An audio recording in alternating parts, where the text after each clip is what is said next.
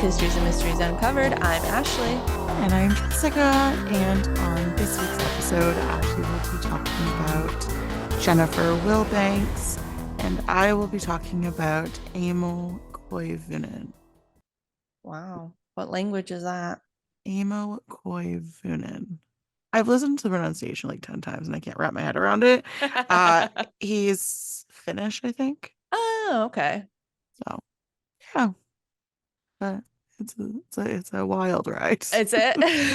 Oh yeah. I'm excited. Yeah. I was researching last night and I was giggling. She messaged me last night and she was like, it's wild. Yeah. Not a lot on him, but it's insane and I just wanted to tell it. So I'm very excited. it's fun. Mine is interesting too. And I think once we get to a certain point, you'll know the story. Really? Yeah. Are you sure? I live under a true crime rock. That's true. That's true. Well, I didn't even know much about Gypsy. Okay, well, maybe when I get to a certain point, our listeners will know the story. That checks out more than me. Which, by the way, we are popping off on YouTube. I was just about to say that. Thank you for all of our new YouTube subscribers. Yeah, Holy cow. you guys rock. You guys are amazing. And I like the positive contributions. The positive comments are amazing to see. So thank you. Yes, they are great. And the negative ones are fine as well. But you know what they say, Jessica? You haven't made it till you have haters. It's accurate. Guess I've been making it my whole life. Oh no. Well, everybody loves me, so I can't relate. Yeah, I know. I'm just people kidding. Pleaser. I am a people pleaser, but there are people that don't like me, surprisingly. Surprisingly. Surprise, surprise. So I got my information from Denver Post, People Magazine, an interview by Katie Couric on NBC News, and Business Insider. You're right. I totally know this story already. Perfect. All right. It was spring of 2005 in the suburbs of Atlanta, Georgia. Jennifer Wilbanks and John Mason were getting ready to tie the knot on April 30th. They had their venue picked out, their colors chosen, their food and cake was ordered, and their 28-person bridal party. Holy guacamole. Okay. We're getting excited. I had one person. No, sorry. Technically 2 people because my husband had one. I had one in our wedding party. I had 4. Yeah. Yeah, 4. I had 4. See, and that seems reasonable. Yeah, I feel like 4 is reasonable. 14 per side is what they had. That's so 28 total. How do you know that many people? Right? Especially because they were a bit older when they got married. So she was born in either 78 or 73. I can't remember. So, I mean, they were a bit older when they got married. And I feel like, how do you have that many friends when you're a little bit older? Yeah, honestly. And I mean, just have them at the wedding. Yeah. Like, who are you going to have out in the fucking crowd? Oh, don't worry. They had 600 guests coming. How do you know that many people? So anyway, this was a big wedding, to say. I had a huge family, and I don't even think we have that many people. Yeah, it was a huge wedding. And they were extra excited because they had waited until marriage to sleep together. Oh, I'm sure they had. Well, that's what they said. She also had 8 different bridal showers. Holy guacamole. How old is this person? So she was born in 70. I can't remember if it was 73 or 78. Let me look real quick. 73.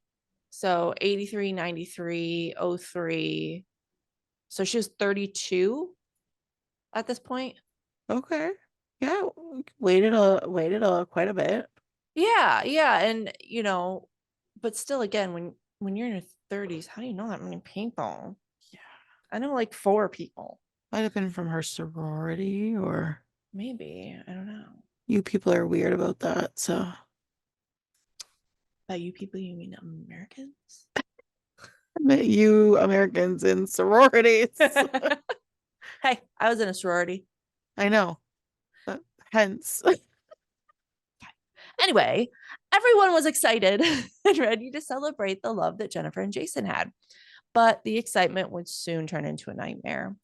On April 26th, 4 days before the couple would say I do, Jennifer decided to go for a night run around 8:30 p.m. and disappeared.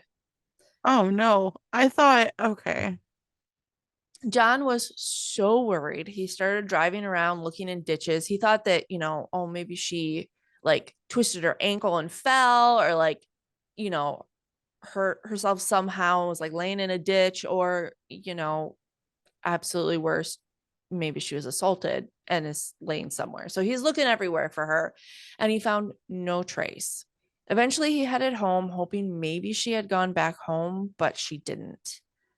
At around midnight, John called the police to report her missing. And the next morning, John and Jennifer's house was packed with friends, families, neighbors, people from the community, all trying to help find Jennifer. There was about 250 people out searching for her. They started making flyers, posting them all over, asking around if anybody had seen her, anybody had seen anything suspicious. And the city spent between $40,000 and $60,000 searching for Jennifer. They said that they received a ton of evidence, such as large clumps of brown hair, the color of Jennifer's hair, tons of different clothing, and even alleged murder weapons, but none of them turned out to be true or accurate. So, 2 days after Jennifer went missing, the police had nothing. No one had seen Jennifer, and they hit a dead end. So, they decided to call in the FBI and the GBI, which is the Georgia Bureau of Investigation, to help with the case. I don't know. For some reason, when you tell me the name of a story, I felt like she was gonna be the bad guy. Good thing you didn't say anything bad. Why? Like if you said something bad, thinking she was going to be the bad guy and said something bad, and she's the one that was actually.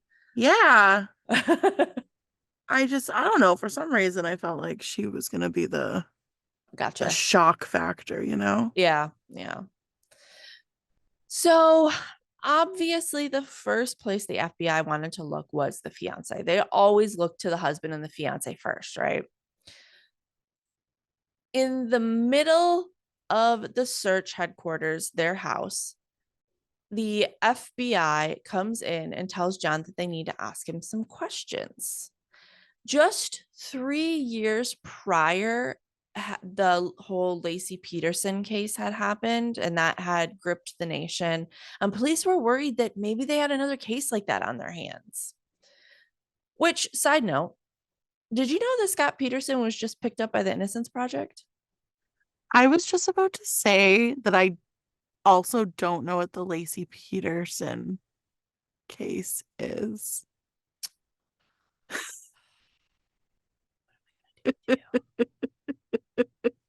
Basically, Lacey went missing and her body was found, and she was pregnant. They found the body of the baby too. Oh, And they convicted the husband, but it's always been kind of questionable. I mean, Scott Peterson's a shitbag. Like he's a asshole, but it's always been kind of questionable if he was the one that murdered her or not. So the Innocence Project picked up his case though. that's cool. Yeah, very interesting. So I'll be anxious to see how that plays out and what kind of evidence they have.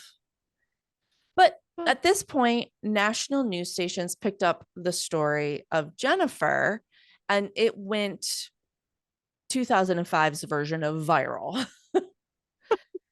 People were enthralled with the case. Meanwhile, John and family and friends were still searching. They were making pleas for any information, but the FBI were still focused on John. They pressured him to take a lie detector test. So John immediately spoke to his lawyer, and his lawyer was like, nah. He's like, we will take a private lie detector test and then we'll tell police about it. Of of course you will. But is this like is this solved? Yes. Okay. Was it John? Well, no, we'll find out when we get there. Well, you're gonna tell me anyways. Keep your pants on, lady. I took them off already, so I can't.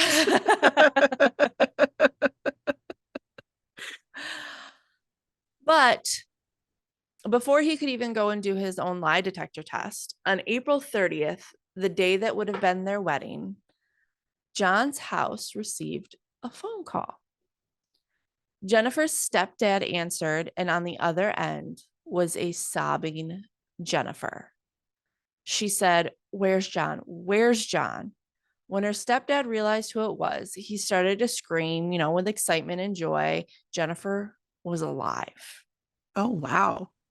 He said, "You don't know how many people are out there looking for you. You don't know, what? This has been a national search."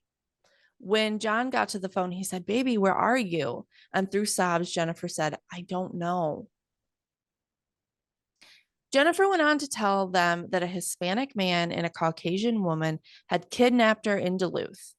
Her stepdad told her to call the local police and report the crime. And so she did. And police came and picked her up and, brought her to the station to ask her questions about what had happened to her. And she told them that she was forced into a blue van and she was raped. But the more she told her story to police, the more cracks they found in it. Until finally, one of the detectives said, "We can stop looking for that van, right?" Like basically saying, "You're lying." Yeah. And Jennifer said, "Yes." Oh, Jennifer. So I could She's, have said bad things you about could have, her. yeah. Jennifer. She said she was so stressed and overwhelmed that she had decided to run away. And this plan wasn't a spur of the moment. She had been thinking about it for a while. 11 days before the wedding, Jennifer snuck away and bought a Greyhound bus ticket good for 1 week. And for the next few days, she went back and forth trying to decide what to do. She said that there wasn't this like one moment that made her decide just to go. It was kind of a bunch of things. And she said the night that she was going for a run, she just decided and she grabbed a taxi and went to the Greyhound bus station.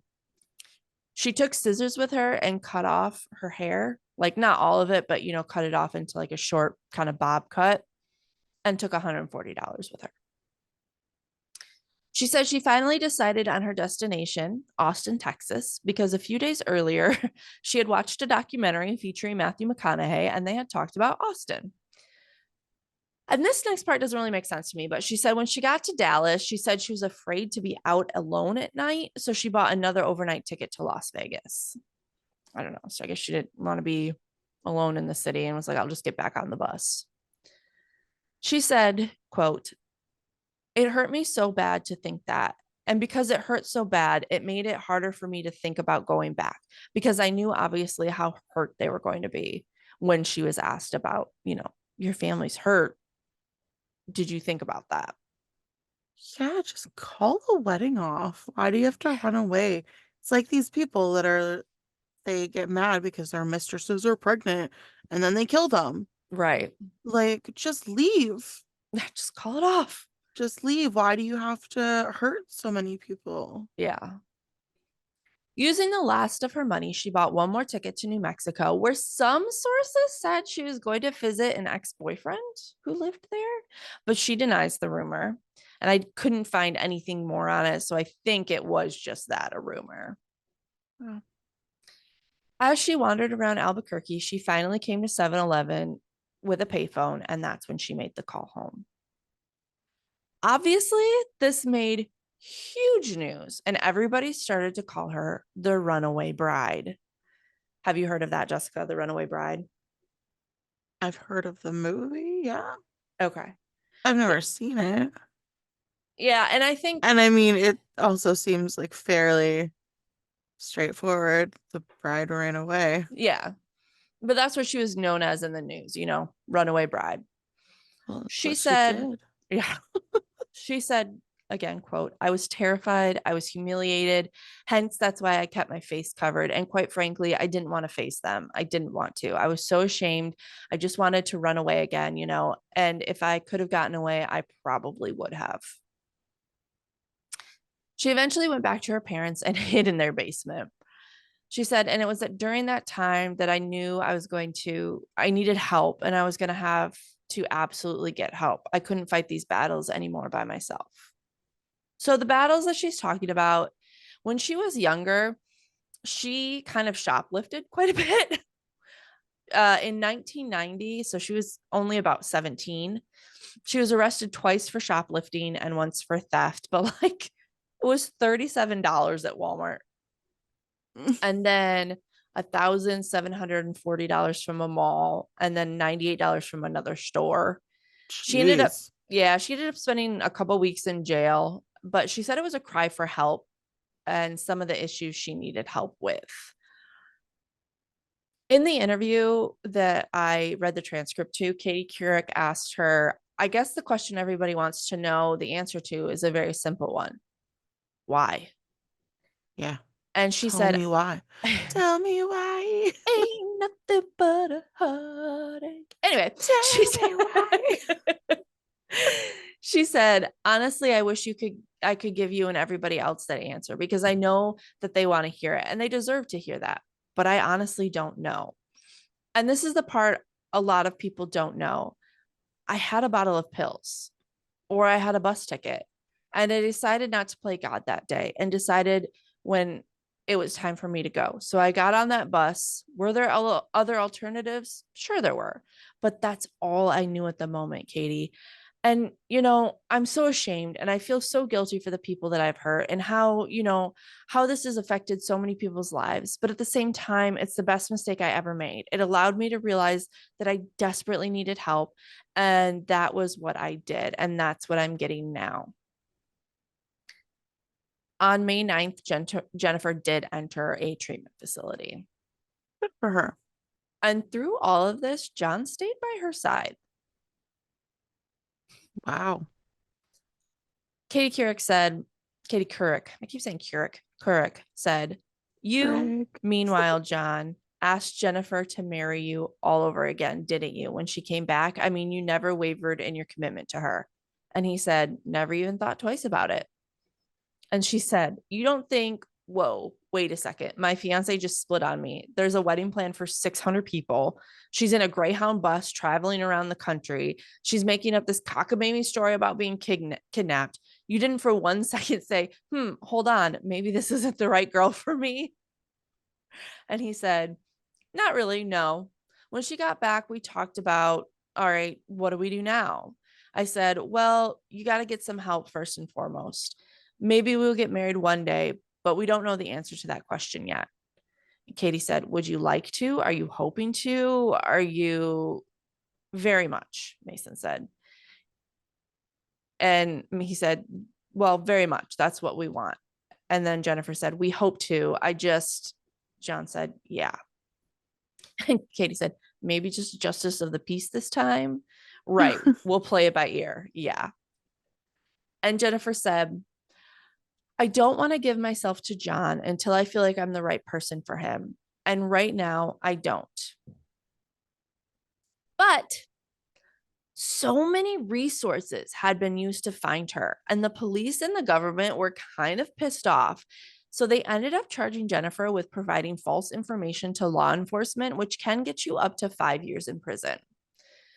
She ended up pleading guilty after taking a plea deal that gave her 2 years of probation, 120 hours of community service, mandatory mental health counseling, and was ordered to pay the city of Duluth $13,250 and the sheriff's office $2,550. But on May 17th, 2006, almost a year after she ran away, John and Jennifer called off their engagement. Aw. But fucking get this. Oh, In September of 2006, Jennifer sued John. are you kidding me? No. Jennifer. So apparently, she gave him power of attorney while she was in the psych hospital. And they had both negotiated a deal with Reagan Media to sell their story for $500,000. Holy shit. John then took that money and bought a house in Georgia where both John and Jennifer lived for a few months before they split up. And then he, quote, kicked her out, but they split up and she moved. The house was only in his name. So Jennifer didn't get anything from the purchase of their story. So she sued He from played the long con. which I kind of feel like he deserved it after what she put him through. Oh, yeah. So But she then he sued. just put her through more emotional turmoil. You know, she worked on herself and then Yeah. just to end up with nobody. Well, and it didn't say who broke up with who, but Oh, she sued for half the money made, $250,000, and another $250,000 in punitive damages, saying that John abused the power of attorney. She also wanted some of the wedding gifts the couple had been given and some of the honeymoon money that they had sent aside, which, excuse me, you fucking ran away, lied, said you were kidnapped by people and raped, and now you want some of the wedding gifts and the yeah. honeymoon money? Are you kidding me? And you want to sue me for $250,000 in punitive damages? That's so funny. So John countersued, Good for him. saying that he should receive the money for the emotional distress of being left at the fucking altar. But he wasn't technically left at the altar, Well, right? no, but So get he over sued for the yourself, emotional distress of everything she had put him through. I guess. But in January of 2007, they both withdrew their lawsuits. 16 years later, in 2000 or in 2021, Ew. Jennifer is now living in Gainesville, Georgia, working as an HR director at a telecommunications staffing agency. In 2010, she started dating Greg Hudson. Everywhere I looked, they said a landscaping owner, so he must be kind of well known in the landscaping business. I don't know. And they tied the knot, but they did divorce March of 2021. In 2008, John married Shelley Martin in a small ceremony at his parents' house. And that, my friend, is the story of the Runaway Bride. Are John and Shelley still together? As far as I could find. Okay, that's good. Yeah. Aw, at least he got a happy ending. Yeah. Yeah. So the way you were talking, it made me think that you perhaps didn't agree with John's lawsuit. Like the countersuit? Yeah. I said good for him. Yeah. But then when I said the damages for being left at the altar, you're like, ugh, get over yourself. Well, yeah. Like he wasn't left at the altar. He was left a little bit before. But I guess he also thought that the love of his life was murdered in a ditch somewhere. Yeah. So I get it. But still, you're a man.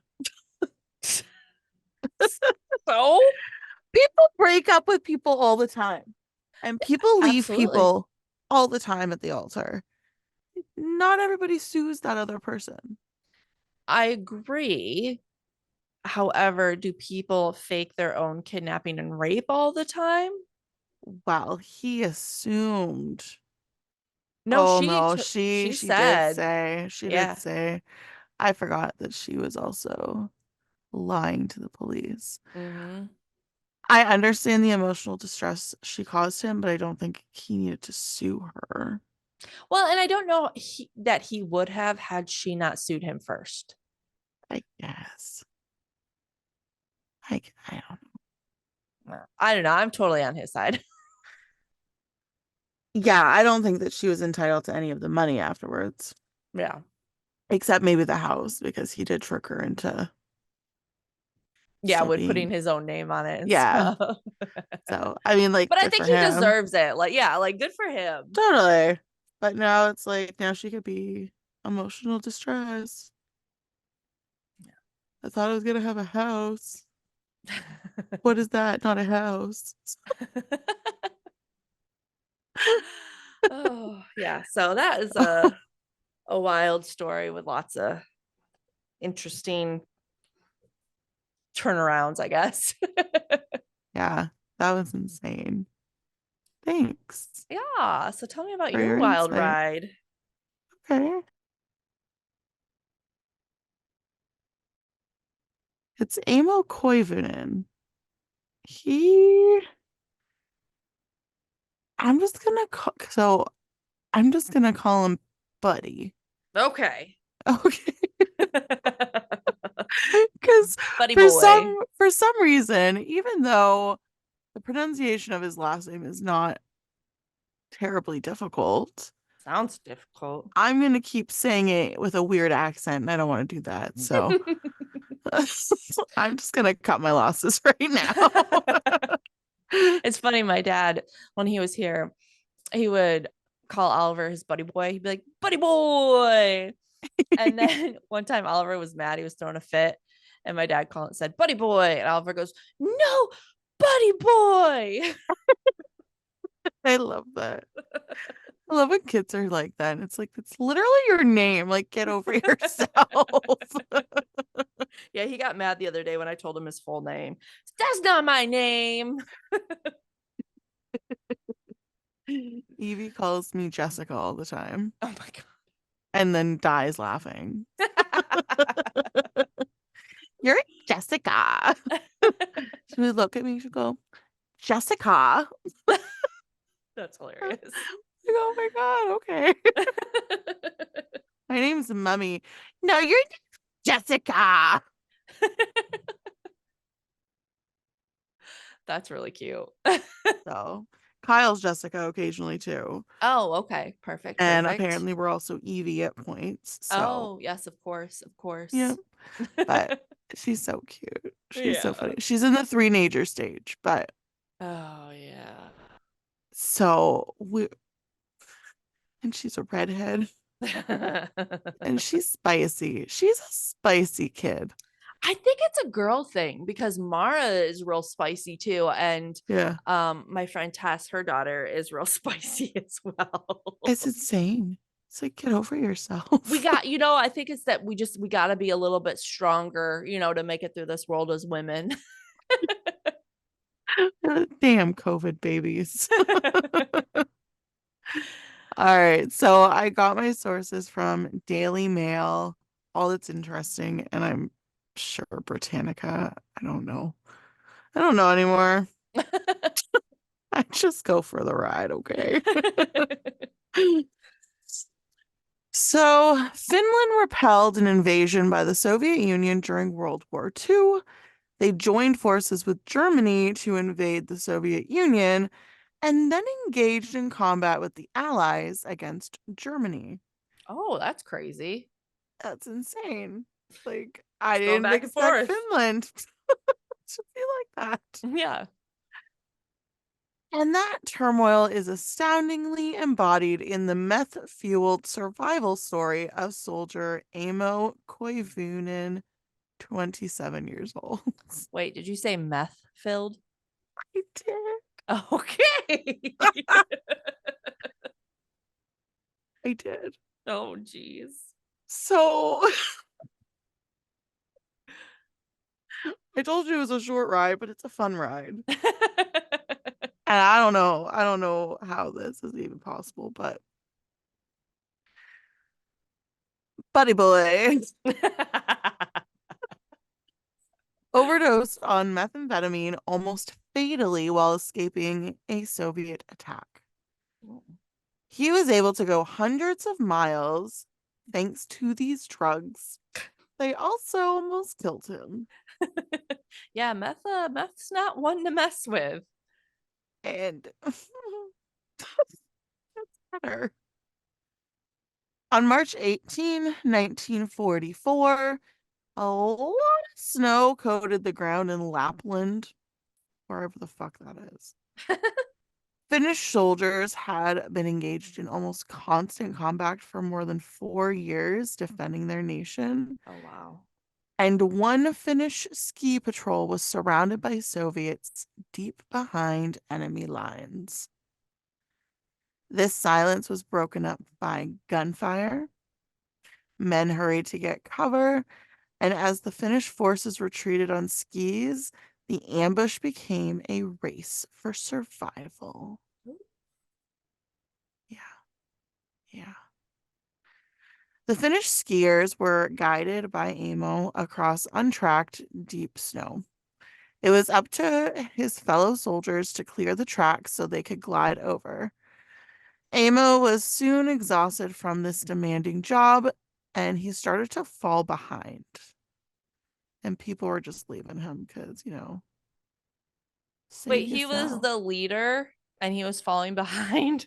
Yeah, because he had to trek through that snow, like make a path. Oh, but for the people behind him. Yeah. Maybe he wouldn't have been as tired if he wasn't all methed out. Well, he wasn't yet. Oh, okay. He wasn't yet. Oh, okay. So he remembered that he had a little pill package in his pocket.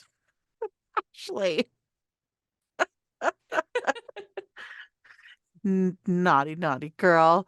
Just laughed so hard. Like, just, oh yeah, I got that meth in my pocket. Totally forgot about that. The team had been given a ration of pervitin, which is a stimulant back in Finland. Commanders claimed that soldiers would get an energy boost from these tablets. Oh no. At first, Amo refused to take the medication. However, his men were facing pretty dire circumstances. So he took the amphetamine out of his pocket. Oh, no. Well, I mean, I guess it's not as bad as I was first thinking because they gave it to him. Yeah, but things were a little less kind of cleared through back then. Yeah, yeah, yeah. But that's not even the problem. Okay. He had enough of this Pervitin for his whole team. Oh He no. alone was carrying the quantity for the team.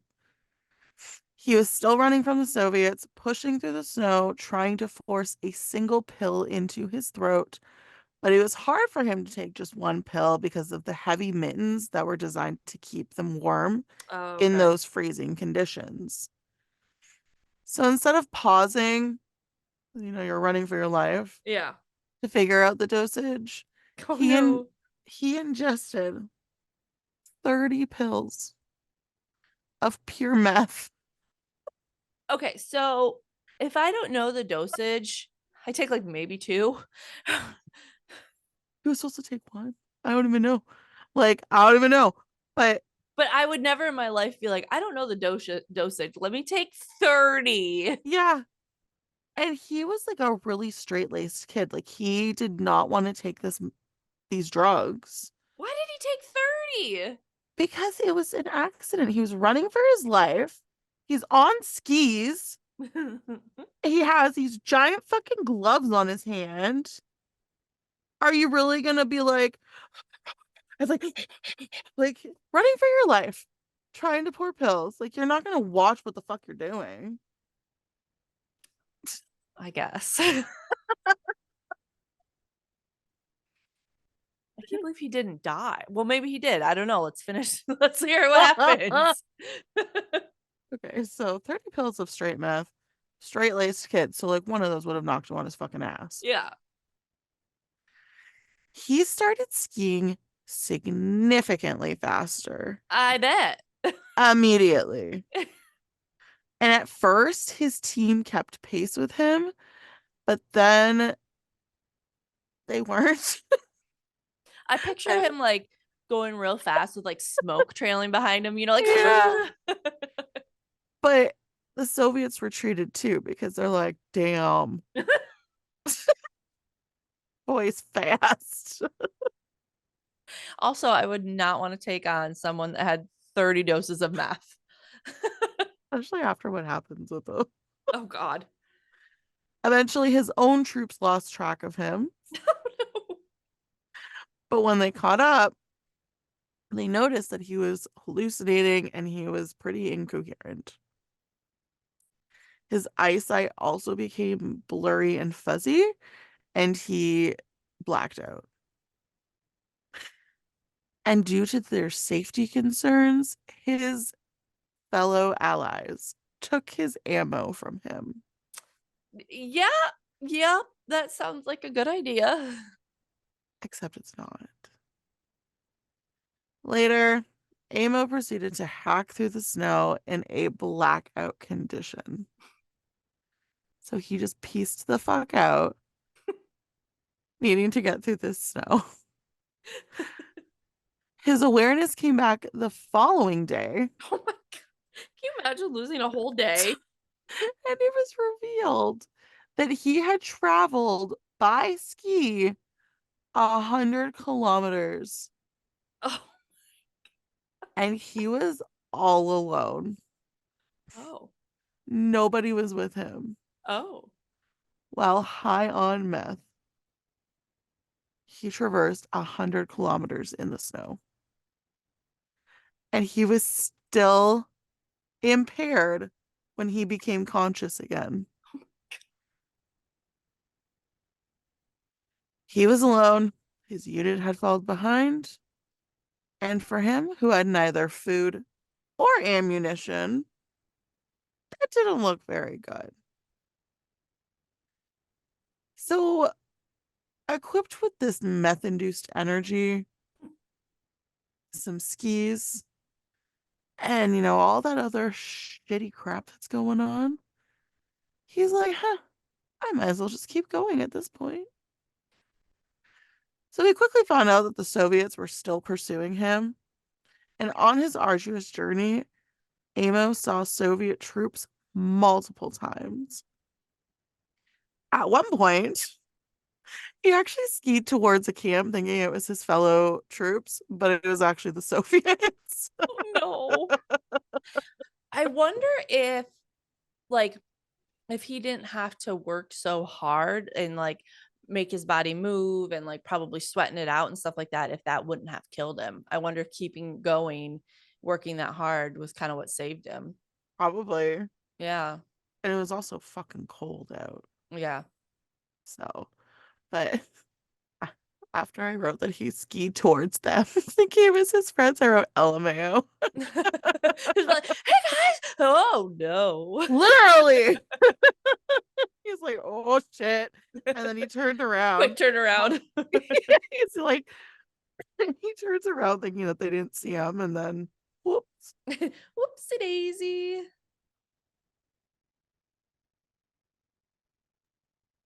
So as he was retreating,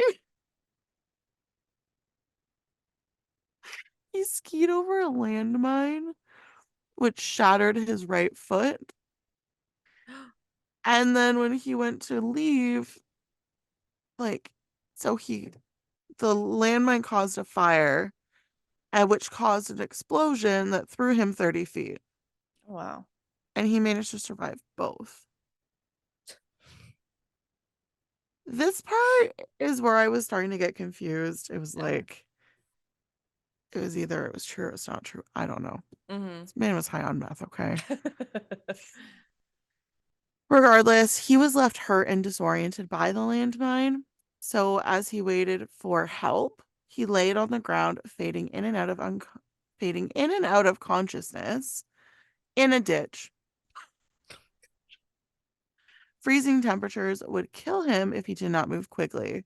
So, meth fueled, he continued on his skis and continued on his journey. This Can't is also remember. like not only is this meth fueled, but like luck fueled. Like Yeah. he's so lucky like 700 times. Uh-huh. But also remember, his right foot is shattered at Yeah. this point. Yeah. Yeah. Pure adrenaline. And he got blown across. And he survived. At another point, he found an abandoned cabin. This part killed me. And he lit a fire in the middle of the room, which is so stupid, dude. He was But sleeping. in his head, he was like, this is a great idea. Yeah, oh yeah. He was sleeping when the fire overtook the building, and he kept getting woken up because the flames kept getting too close. Oh my God. So he would just move away a little by little every time the flames got closer and go back to sleep. I mean, it makes sense, you know? He eventually had to get out of the building. Yeah, So, and he managed to escape that. So, that's insane. yeah, I just giggled. I'm like, just like so tired. You just roll over every She's like, time a flame. oh, fire. Oh. Get out of here. He eventually regained his appetite as the days went by, but he needed what? Just like this whole thing, just being on meth, and he's finally like, oh, you know what? I haven't eaten in 7 days. I'm kind of hungry. Yeah. But it's true because his need for food had been muted by the massive dose of meth running through his body. But ultimately, these hunger pains brought his predicament into sharp contrast. He's like, oh shit's getting real. The military had few options in Lapland during the winter. So, gnawing on pine buds, he managed to ward off hunger. He made a broth. And then he caught a Siberian blue. I don't know if it's a blue jay, just a Siberian jay one day, and then he ate it raw. I thought you were gonna say a Siberian tiger. Because I could see a guy high on meth getting a tiger. Although, are they extinct? I don't know. I don't know. Hmm. But yeah, so that would have been so much better. You wrestled a bear. I wrestled a fucking tiger while high on meth. Oh my God. He remembered at one point talking to people back home, spending a night skiing towards what he believed to be a lit cabin on the horizon, but it was actually a star. This poor man. And he also remembered fighting a wolverine, which turned out to be a tree branch. One tough tree branch. Oh my gosh, that's That hilarious. shit almost killed me. No, dude, I swear it was a Wolverine. It had teeth and everything. Fuck you, bitch. I'm gonna eat your pine buds now. Oh my goodness. This guy's funny. So obviously he eventually overcame his meth overdose, Soviet patrols, and below freezing weather somehow. And when he finally arrived back in Finnish land, he was literally laying in a ditch for a while. Just kind of like defeated at this point. Yeah. So some fellow citizens hurried to rescue him. So they had actually left him there being like, yo, we need some help. And then they returned to grab him. Oh, that's nice. Yeah. He had traveled 400 kilometers, which is 250 miles, by the end of his enlightenment. So how many days was that he was all methed out? 2 weeks. What? 2 weeks. His body didn't get rid of it for 2 weeks? Uh-huh. Oh my God. Yeah. That's insane. He weighed only 94 pounds. Oh my God. And his starting heartbeat was 200 beats per minute. when it should be around 80. It was learned that he had been missing for 2 weeks, surviving out in the wilderness in below 20 conditions. Oh my gosh. He was not, and despite this little thing that happened, he was not the only World War II soldier using performance-enhancing medications. Yeah. The Nazi dictatorship also used narcotics like methamphetamine to give its soldiers an edge. And millions of soldiers were given Pervitin by commanders in the final days before the Nazi invasion of France. Oh. And this drug was created in 1938 by Temmler Pharmaceuticals, located in Berlin. The pharmaceutical business claimed that the tablet, which was effectively a swallowable type of crystal meth, healed depression. Oh. Germans Well, were, I mean, temporarily, I guess it does. yeah, you black out and forget you're Yeah, depressed. exactly. Germans were able to purchase this energy pill over the counter for a while. Then German physician Otto Ranke started experimenting with Pervitin on university students. Oh no. Given the impending war, Ranke recommended that soldiers take Pervitin. Oh no. And I hope you all heard the two different pronunciations of that last name because I don't know. Do you know, was he like addicted afterwards? No. Oh, good.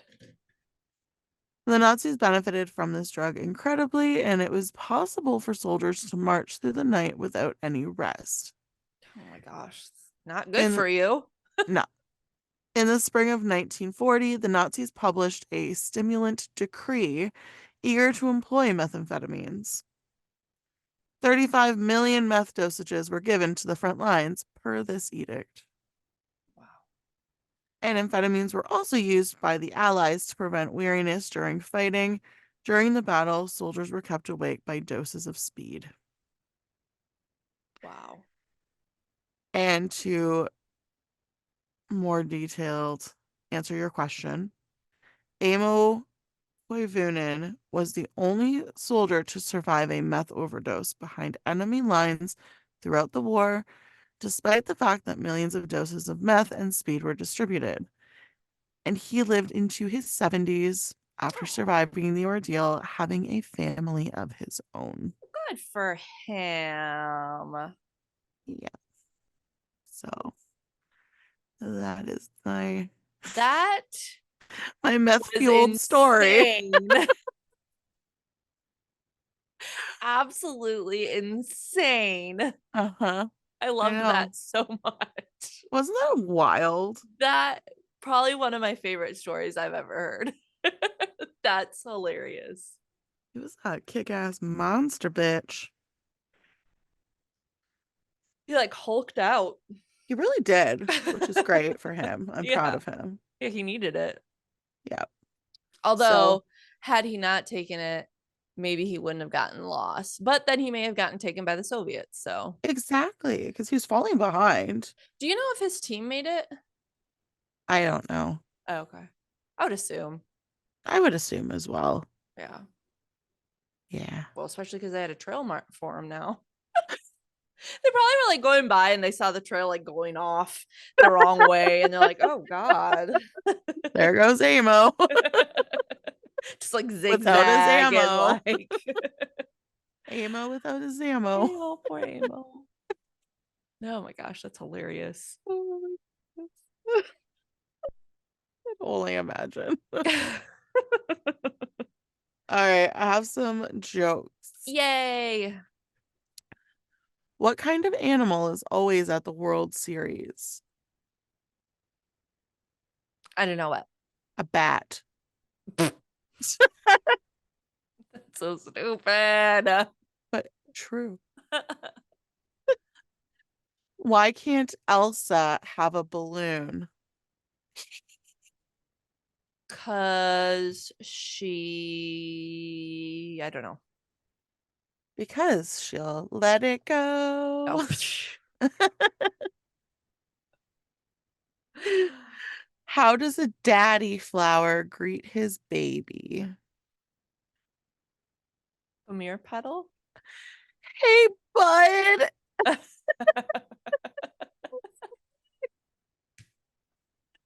I like how much you liked that one. We were talking about what your dad calls Oliver. Buddy boy. Buddy boy. Hey, bud. What is black and white and red all over? A newspaper. Yeah. Okay, so we'll end it there because Ashley finally got one. Yay.